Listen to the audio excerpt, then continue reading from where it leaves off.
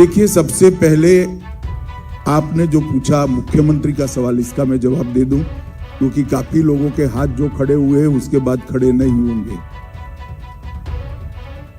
अभी महाराष्ट्र में युति सरकार का नेतृत्व एकनाथ शिंदे जी कर रहे हैं। एकनाथ शिंदे जी हमारे मुख्यमंत्री हैं और चुनाव के बाद मुख्यमंत्री कौन होगा, तीनों पार्टियां इकट्ठा बैठकर इसका तय करेगी। पार्टी की कभी भी नीति किसी व्यक्ति को लक्ष्य बनाने की नहीं है। हम व्यक्तियों को लक्ष्य बनाकर व्यक्तियों का विरोध कर राजनीति नहीं करते हैं।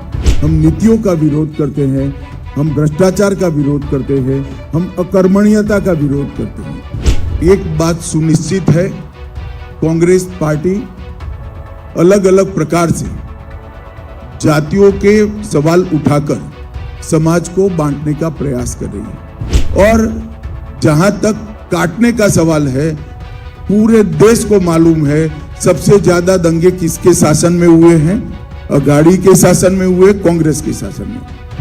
देखिए, कांग्रेस की जातिवादी राजनीति देश में समाज का बंटवारा करने का काम करी है।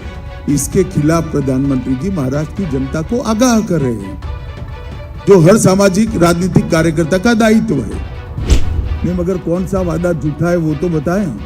हमने वादा किया था राम जन्मभूमि बनाने का, हमने बना दिया। 370 का कर दिया, यूसीसी का हमने कर दिया, ट्रिपल तलाक समाप्त करने का हमने कर दिया, गरीब कल्याण का 60 करोड़ गरीबों का कल्याण करने के लिए ढेर सारी चीजें की मैंने अभी बताई हैं।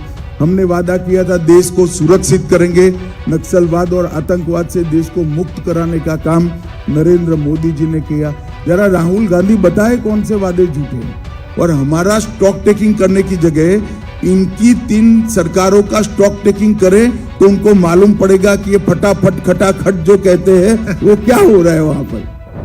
देखिए, सबसे पहले आपने जो पूछा मुख्यमंत्री का सवाल, इसका मैं जवाब दे दूं, क्योंकि काफी लोगों के हाथ जो खड़े हुए हैं उसके बाद खड़े नहीं होंगे। अभी महाराष्ट्र में युति सरकार का नेतृत्व एकनाथ शिंदे जी कर रहे हैं। एकनाथ शिंदे जी हमारे मुख्यमंत्री हैं और चुनाव के बाद मुख्यमंत्री कौन होगा, तीनों पार्टियां इकट्ठा बैठकर इसका तय करेगी। हम शरद पवार जी को कोई मौका नहीं देंगे।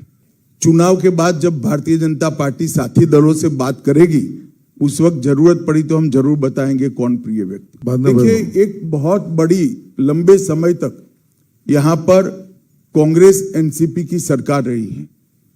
जब देवेंद्र जी मुख्यमंत्री बने तब जलयुक्त शिवार के माध्यम से इन्होंने इसका सच्चा उपाय ढूंढने का प्रयास किया। और अभी एकनाथ जी, देवेंद्र जी और अजीत दादा ने कई सारी इरिगेशन की योजनाओं को आगे बढ़ाकर सिंचाई को बढ़ोतरी देने का काम किया है। और मोदी जी ने बहुत मनपूर्वक एमएसपी की योजना, जो कांग्रेस के शासन के अंदर सिर्फ कागज पर थी, इसको जमीन पर उतारने का काम किया है। मैं आप सभी को अपील करना चाहता हूं, सभी पत्रकार बंधुओं को, कि कांग्रेस की यहां पर सरकार थी तब एमएसपी पर कितना गेहूं, कितना धान, कितना सोयाबीन और कितना कपास खरीदा जाता था और अब कितना खरीदा गया है, इसकी तुलना आप डाउनलोड कर जनता के सामने रखिए। हमने कई गुना ज्यादा खरीदी एमएसपी पर करी है।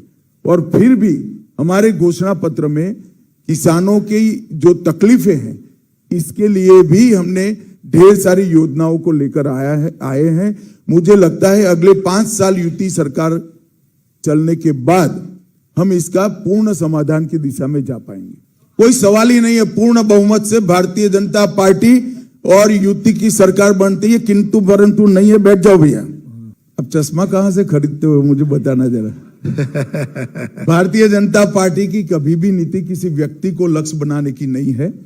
हम व्यक्तियों को लक्ष्य बनाकर व्यक्तियों का विरोध कर राजनीति नहीं करते हैं। हम नीतियों का विरोध करते हैं, हम भ्रष्टाचार का विरोध करते हैं, हम अकर्मण्यता का विरोध करते हैं। भारतीय जनता पार्टी व्यक्ति का विरोध कर कर कभी राजनीति नहीं करती। इसमें किसी को बख्शने का सवाल नहीं है, ये हमारा नीतिगत फैसला है। देखिए, जो कानून हम लाने वाले हैं हमने संकल्प पत्र में रख लिया है। आगे पर भी अगर किसी भी प्रकार की जरूरत खड़ी हुई तो जरूर उस पर विचार करेंगे। देखिए, एक बात सुनिश्चित है, कांग्रेस पार्टी अलग अलग प्रकार से जातियों के सवाल उठाकर समाज को बांटने का प्रयास कर रही है। सम्माननीय मोदी जी ने भी बहुत अच्छे तरीके से महाराष्ट्र की जनता के सामने ये बात रखी है कि अगर आदिवासी एक वर्ग है तो एक बड़ी ताकत खड़ी हुई है और डेवलपमेंट बहुत अच्छे से हो रहा है। अगर आदिवासी जातियों में बंटते हैं तो ये ताकत क्षीण होती है। ओबीसी वर्ग के नाते बहुत मजबूत होता है, अगर ओबीसी जातियों में बंटता है तो निर्बलता आती है। और जहां तक काटने का सवाल है, पूरे देश को मालूम है सबसे ज्यादा दंगे किसके शासन में हुए हैं? अघाड़ी के शासन में हुए, कांग्रेस के शासन में हुए। न उनकी सरकार आनी है न बंद होना है। क्लारा लुइस, 3 प्रयास उन्होंने कर लिए, हर बार संघ और मजबूत होकर बाहर आए। सबसे ज्यादा फैमिली लेगेसी वाले प्रत्याशी अगर कहीं है तो अघाड़ी में है। यहां पर जो वातावरण बना है सालों की राजनीति के बाद, इसको मिनिमाइज करने का हमने प्रयास किया है और हमारे सारे नेता वो नीचे से काम करते करते ऊपर आए हैं। और हम मानते हैं कि इस देश में परिवारवादी राजनीति नहीं होनी चाहिए। भाई, एक बात मुझे समझाओ, अगर ऐसा होता तो महाराष्ट्र में देश में सबसे ज्यादा एफडीआई कहां से आता? जब शरद पवार जी की सरकार थी, यहां पर मतलब यूपी की सरकार थी, तब एफडीआई नीचे जा रहा था। एकनाथ शिंदे, देवेंद्र जी और अजीत जी की सरकार बनी तो एफडीआई ऊपर गया है। वही बताता है कि यूपी सरकार में इन्वेस्टमेंट बढ़ रहा है। कांग्रेस हमेशा हर राज्य में प्रयास करती है और हर राज्य में देश की जनता ने उनको विफल किया है। मुझे पूरा भरोसा है महाराष्ट्र की जनता भी इसको विफल करेगी। अतुल, तुम डरे हो अभी क्या? अरे यार, क्या ऐसी बातों में आते हो? बैठे। देखिए, कांग्रेस की जातिवादी राजनीति देश में समाज का बंटवारा करने का काम कर रही है। इसके खिलाफ प्रधानमंत्री जी महाराष्ट्र की जनता को आगाह कर रहे हैं, जो हर सामाजिक राजनीतिक कार्यकर्ता का दायित्व है। नहीं, मगर कौन सा वादा झूठा है वो तो बताएं। हमने वादा किया था राम जन्मभूमि बनाने का, हमने बना दिया। 370 का कर दिया, यूसीसी का हमने कर दिया, ट्रिपल तलाक समाप्त करने का हमने कर दिया, गरीब कल्याण का 60 करोड़ गरीबों का कल्याण करने के लिए ढेर सारी चीजें की मैंने अभी बताई हैं। हमने वादा किया था देश को सुरक्षित करेंगे, नक्सलवाद और आतंकवाद से देश को मुक्त कराने का काम नरेंद्र मोदी जी ने किया। जरा राहुल गांधी बताए कौन से वादे झूठे हैं। और हमारा स्टॉक टेकिंग करने की जगह इनकी 3 सरकारों का स्टॉक टेकिंग करें तो उनको मालूम पड़ेगा कि ये फटाफट खटाखट जो कहते हैं वो क्या हो रहा है वहां पर।